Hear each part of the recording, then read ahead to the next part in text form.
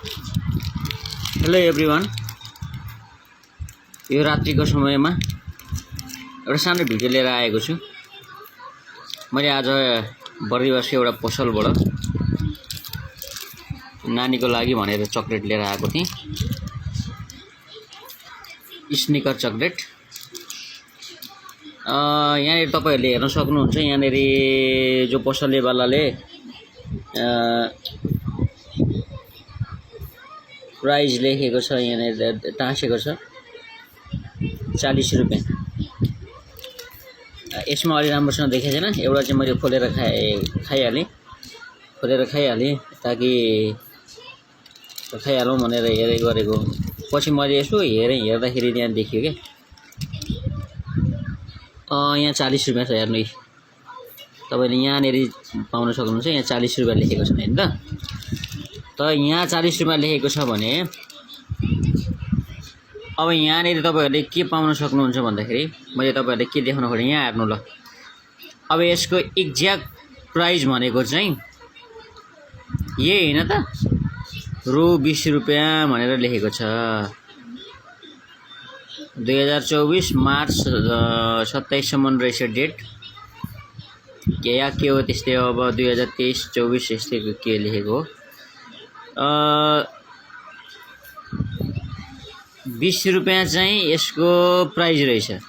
तर यी पसलेवालाले यहाँ के गरेको छ भन्दाखेरि चाहिँ, म पसलको नाम लिँदिनँ, तर कसरी ठग्दा रहेछन् भन्ने कुरो चाहिँ मैले यहाँबाट थाहा पाएँ। तर यहाँनिर उनीहरूले टाँसेका छन् 40 रुपैयाँ। ल हेर्नु, 40 रुपैयाँले भने पसलेले तपाईँ र हामीलाई यत्रो चकलेटमा त 20 रुपैयाँ ठग्छ भने त अरू कुरामा कति ठग्छ होला।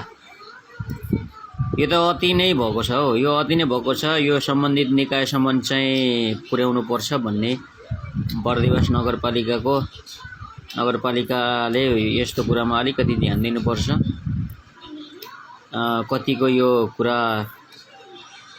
कतिको हेरविचार गरेको छ। एकचोटि यसो अब सम्बन्धित निकायले पनि यो यस्तो कुरामा कहिलेकाहीँ चाहिँ यसो छड्के जाँच गर्नुको राम्रो के। छड्के जाँच गरेर चेक जाँच गरेर हेर्नुपर्छ कि के कस्तो छ, कति मात्राको फरक छ। 1-2 रुपैयाँको फरक भए त ठुलो कुरो थिएन। तर अब यही कुरोलाई 20 रुपैयाँ, अब यहाँ 40 यहाँ उनीहरूले आफ्नो पसलले ट्याग लगाएछन् 40 रुपैयाँको। अनि तपाईको यहाँ चाहिँ तपाईको भ्याट सहित तिरेको पैसा भनेको चाहिँ 20 रुपैयाँ छ। तपाईले यहाँनिर पाउन सक्नुहुन्छ। यहाँनिर चाहिँ स्पष्टसँग छ है, म तपाईलाई देखाइदिन्छु। 40 रुपैयाँ। ल हेर्नु, 4 लाई 0 40 रुपैयाँ, रु 40 भने यो त साह्रै ठगी काम भयो है। यसलाई यसो हामीले मध्यनजर गर्नुपर्छ।